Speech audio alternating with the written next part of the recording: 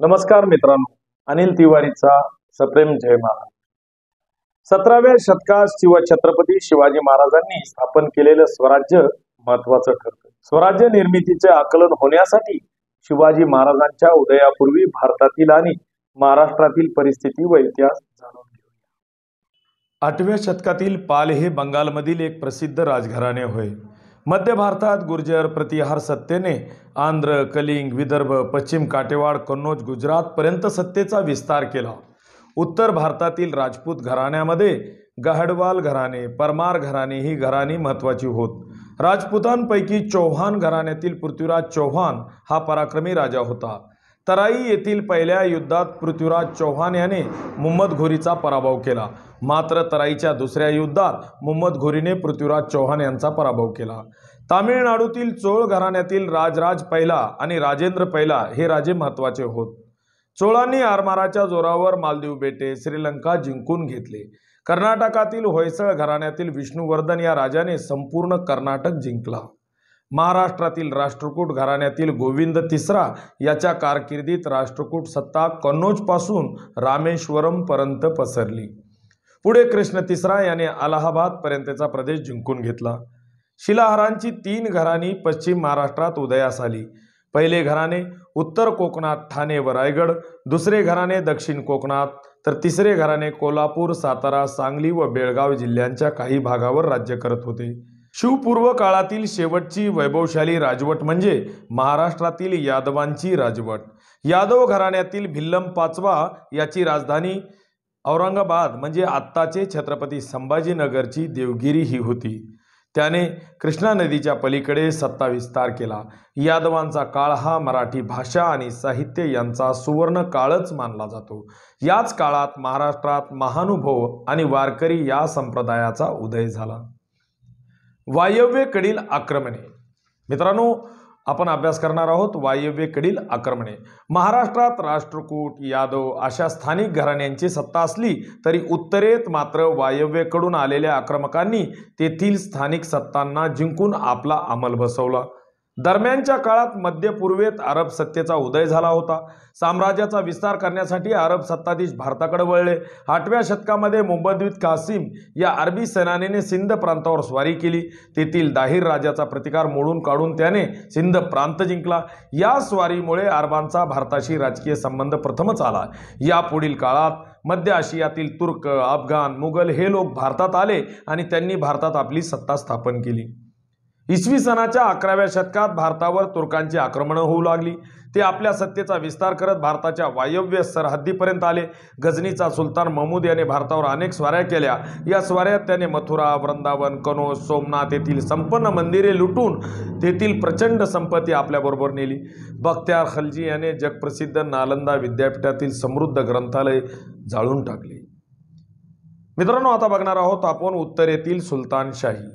इसवी सन 1175 आणि 1178 मध्ये अफगाणिस्तानातील घूर येथील सुलतान महम्मद घोरी याने भारतावर आक्रमण केली. भारतातील जिंकून घेतलेल्या प्रदेशाचा कारभार पाहण्यासाठी त्याने कुतुबुद्दीन ऐबक याची नेमणूक केली. पुढे इसवी सन 1206 मध्ये मुहम्मद घोरीच्या मृत्यूनंतर ऐबकाने आपल्या प्रभुत्वाखालील भारतातील प्रदेशाचा कारभार स्वतंत्रपणे पाहण्यास सुरुवात केली. ऐबक हा मूळचा गुलाम असून तो दिल्लीचा सत्ताधीश बनला. इसवी सन 1210 मध्ये त्याचा मृत्यू झाला. इब्राहिम लोदी हा शेवटचा सुलतान होय. त्याच्या स्वभाव दोषामुळे त्याला अनेक शत्रू निर्माण झाले. पंजाबचा सुभेदार दौलत खान लोदी याने काबूल येथील मोगल सत्ताधीश बाबर यास इब्राहिम लोदी विरुद्ध पाचारण केले. या लढाईत बाबराने इब्राहिम लोदीचा पराभव केला आणि त्याचबरोबर सुलतानशाहीचा शेवट झाला.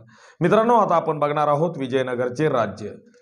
दिल्लीचा सुलतान मुहम्मद तुगलक याच्या कारकिर्दीत दिल्लीच्या मध्यवर्ती सत्तेविरुद्ध दक्षिणेमध्ये उठाव झाले. त्यातूनच विजयनगर व बहमनी हे 2 प्रबळ राज्य उदयास आली. हरिहर व बुक्क हे दक्षिण भारतातील दोघे भाऊ दिल्लीच्या सुलतानशाहीच्या सेवेत सरदार म्हणून होते. त्यांनी मुहम्मद तुगलकाच्या काळात दक्षिणेत राजकीय अस्थिरतेचा फायदा घेऊन इसवी सन 1336 मध्ये दक्षिणेत विजयनगरचे राज्य स्थापन केले. आजच्या कर्नाटकातील हंपी ही या राज्याची राजधानी होती. हरिहर हा विजयनगरचा पहिला राजा होय. हरिहरानंतर त्याचा भाऊ बुक्क सत्तेवर आला. बुक्क याने रामेश्वरम पर्यंतचा प्रदेश आपल्या आधिपत्याखाली आणला. कृष्णदेवराय कृष्णदेवराय इसवी सन 1509 मध्ये विजयनगरच्या गादीवर आला. त्याने विजयवाडा आणि महेंद्री हे प्रदेश जिंकून आपल्या राज्यात जोडले. बहमनी सुलतान महमूदशाह याच्या नेतृत्वाखाली एकत्रित आलेल्या सुलतानांच्या सैन्य संघाचा त्याने पराभव केला.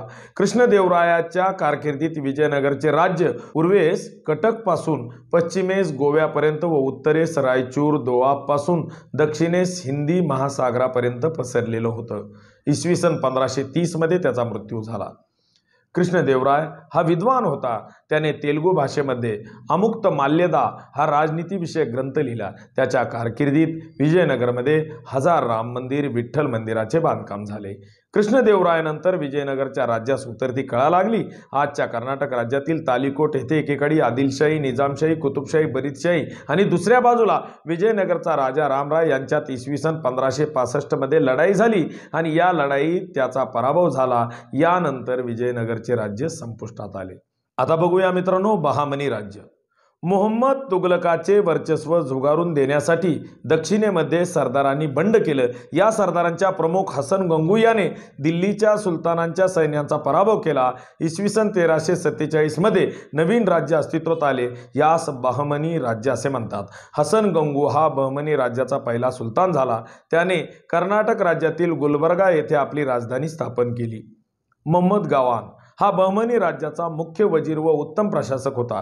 त्याने बहमनी राज्यास आर्थिक सामर्थ्य प्राप्त करून दिले. सैनिकांना जहागिरी देण्याऐवजी रोख पगार देण्यास सुरुवात केली. सैन्यामध्ये शिस्त आणली. जमीन महसूल व्यवस्थेत सुधारणा केली. बिदर येथील अरबी व फारसी विद्यांच्या अभ्यासासाठी मदरसेची स्थापना केली.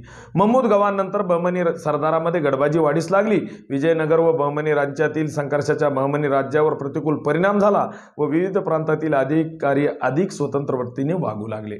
बहमनी राज्याचे विघटन झाले. त्यातूनच वराडची इमादशाही, बिदरची बरीदशाही, विजापूरची आदिलशाही, अहमदनगरची निजामशाही व गोवळकोंड्याची कुतुबशाही अशी बहमनी राज्याची 5 शकले झाली. आता बघूया मुघल सत्ता. इसवी सन 1526 मध्ये दिल्ली येथील सुलतानशाही संपुष्टात आली. तेथे मुघल सत्तेची स्थापना झाली. बाबर हा मुघल सत्तेचा संस्थापक होय. तो मध्य आशियातील सध्याच्या उझबेकिस्तानमध्ये असलेल्या फरगाना राज्याचा राजा होता. भारतातील संपत्ती संबंधीचे वर्णन त्याने ऐकलेले होते म्हणून त्याने भारतावरील स्वारीची आखणी केली. दिल्लीमध्ये त्यावेळी इब्राहिम लोदी हा सुलतान राज्यकारभार करत होता. सुलतानशाहीतील पंजाबच्या प्रदेशात दौलत खान लोदी हा प्रमुख अधिकारी होता. इब्राहिम खान लोदी आणि दौलत खान लोदी यांच्या संघर्षामध्ये संघर्ष निर्माण झाला. दौलत खानाने भारतावर आक्रमण करण्यासाठी बाबराला निमंत्रित केले. ही संधी साधून बाबराने भारतावर आक्रमण त्याने इब्राहिम खान लोदीच्या सैन्याचा पराभव केला. ही पानिपतची पहिली लढाई होय. या लढाईनंतर मेवाडच्या राणा संघाने राजपूत राजांना एकत्र केले. बाबर आणि राणा संघ यांच्यामध्ये खानुवा या ठिकाणी लढाई झाली. या लढाईत बाबराचा तोफखाना आणि त्याचे राखीव सैन्य यांनी प्रभावी कामगिरी केली. राणा संघाच्या सैन्याचा पराभव झाला. इसवी सन 1530 मध्ये बाबराचा मृत्यू झाला. अकबर हा मुघल घराण्यातील सर्वात कर्तबगार राजा होय. अकबराने भारत स्वतःच्या एकछत्री अंमलाखाली आणण्याचा प्रयत्न केला तेव्हा त्याला विरोध झाला. महाराणा प्रताप, चांद बीबी, राणी दुर्गावती यांनी अकबराविरुद्ध केलेला संघर्ष उल्लेखनीय आहे. महाराणा प्रताप. उदयसिंहाच्या मृत्यूनंतर महाराणा प्रताप हे मेवाडच्या गादीवर आले. मेवाडच्या अस्तित्वासाठी त्यांनी संघर्ष चालू ठेवला. महाराणा प्रताप यांनी अखेरपर्यंत आपले स्वातंत्र्य टिकविण्यासाठी अकबराबरोबर संघर्ष केला. पराक्रम, धैर्य, स्वाभिमान, त्याग इत्यादी गुणांमुळे ते इतिहासात अजरामर झाले. चांद बीबी. इसवी सन 1595 मध्ये मुघलांनी अहमदनगर या निजामशाहीच्या राजधानीवर हल्ला केला. मुघल सैन्याने अहमदनगरच्या किल्ल्याला वेढा दिला. अहमदनगरच्या हुसेन निजामशाहीचे कर्तबगार मुलगी चांद बीबी हिने अत्यंत धैर्याने तो किल्ला लढवला. यावेळी निजामशाहीतील सरदारामध्ये दुही निर्माण झाली. या दुहीतून चांद बीबीस ठार मारले गेले. पुढे मुघलांनी अहमदनगरचा किल्ला जिंकून घेतला. मात्र निजामशाहीचे संपूर्ण राज्य मुघलांच्या ताब्यात आले नाही. राणी दुर्गावती. विदर्भाचा पूर्व भाग, त्याच्या उत्तरेचा मध्य प्रदेशचा भाग आजच्या छत्तीसगडचा पश्चिम भाग, आंध्र प्रदेशाचा उत्तर भाग आणि ओडिसाचा पश्चिम भाग हा स्थूलमानाने गोंडवानाचा विस्तार होय. चंदेल राजपुतांच्या घराण्यात जन्मलेली दुर्गावती लग्नानंतर गोंडवनची राणी झाली. तिने उत्तम रीतीने राज्यकारभार केला. मध्ययुगीन इतिहासामध्ये गोंडवनची राणी दुर्गावती हिने मुघलाविरुद्ध दिलेला लढा महत्त्वाचा आहे. दुर्गावतीने पतीच्या मृत्यूनंतर अकबराविरुद्ध लढताना प्राणार्पण केले, परंतु शरणागती पत्करली नाही. अकबर हा एक सुजाण आणि जागरूक शासक होता. त्याने धार्मिक धोरण उदार व सहिष्णू होते. तो सर्व धर्मातील प्रजेला सारखी वागणूक देत असे. सर्व धर्मातील उदात्त तत्वांचा समन्वय करून अकबराने दीन ए इलाही हा धर्म स्थापन केला. मात्र त्याने दीन ए इलाही स्वीकारण्याची सक्ती कोणावरही केली नाही. औरंगजेब शहाजहान बादशहाच्या पुत्रामधील औरंगजेब हा सत्ता स्पर्धेत यशस्वी होऊन वडिलांना स्थानबद्ध करून इसवी सन 1658 मध्ये बादशाह झाला. शहाजहानचा थोरला मुलगा दारा शुको धार्मिक सहिष्णुतेबद्दल प्रसिद्ध होता. त्याने 50हून अधिक संस्कृत उपनिषदांची फारसी भाषेमध्ये अनुवाद केला. औरंगजेब बादशाह झाला त्यावेळी मुघल साम्राज्य हे उत्तरेस काश्मीरपासून दक्षिणेस अहमदनगरपर्यंत आणि पश्चिमेस काबूलपासून पूर्वेला बंगालपर्यंत पसरलेले होते. औरंगजेबाने आपल्या कारकिर्दीत पूर्वेकडील आसाम, दक्षिणेतील विजापूरची आदिलशाही व गोवळकोंड्याची कुतुबशाही नष्ट करून त्यांचे प्रदेश साम्राज्याला जोडले. अहोमांशी संघर्ष इसवी सनाच्या 13व्या शतकात शान जमातीचे लोक ब्रह्मपुत्रा नदीच्या खोऱ्यात स्थायिक झाले. तेथे त्यांनी आपले राज्य स्थापन केले. स्थानिक लोक या लोकांना अहोम असे म्हणतात. औरंगजेबाच्या काळात अहोमांचा मुघलांशी दीर्घकाळ संघर्ष झाला. मुघलांनी अहोमांच्या प्रदेशावर आक्रमण केले. गदाधर सिंह यांच्या नेतृत्वाखाली अहोमन संघटित झाले. लाचित बडफुकन या सेनानीने मुघलाविरुद्ध तीव्र संघर्ष केला. अहोमांनी मुघल विरुद्धच्या संघर्षात गनिमी युद्धतंत्राचा अवलंब केला. मुघलांना आसाममध्ये आपली सत्ता दृढ करणे अशक्य झाले. शिखांशी संघर्ष शिखांचे 9वे गुरु गुरु तेग बहादूर यांनी औरंगजेबाच्या असहिष्णू धार्मिक धोरणाविरुद्ध तीव्र नापसंती दर्शविली.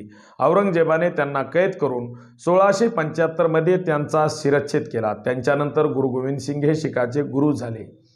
गुरु गोविंद सिंगांनी आपल्या अनुयायांना संघटित करून त्यांच्यातील लढाऊ वृत्तीला प्रोत्साहन दिले. लढाऊ शीख तरुणांचे एक दल उभे केले, त्यास खालसा दल असे म्हणतात.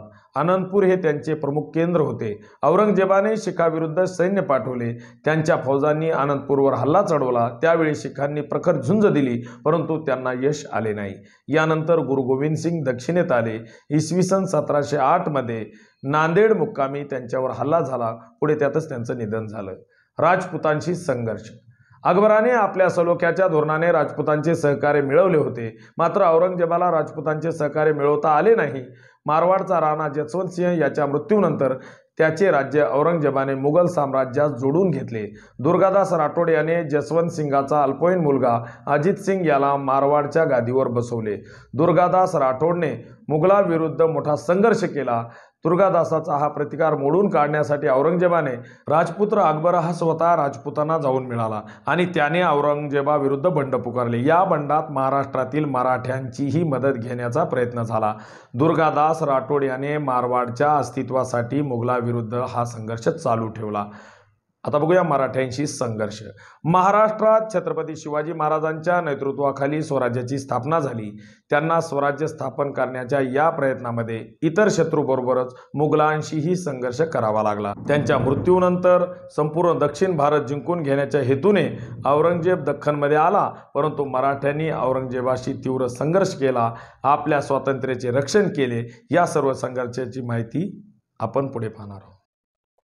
मित्रांनो, हा पाठ तुम्हाला कसा वाटला हे कमेंट करून नक्की कळवा व पुढील व्हिडिओ पाहण्यासाठी आपल्या आवडत्या शाहीर तिवारी या यूट्यूब चॅनेलला लाईक, सबस्क्राईब, शेअर करण्याचे विसरू नका.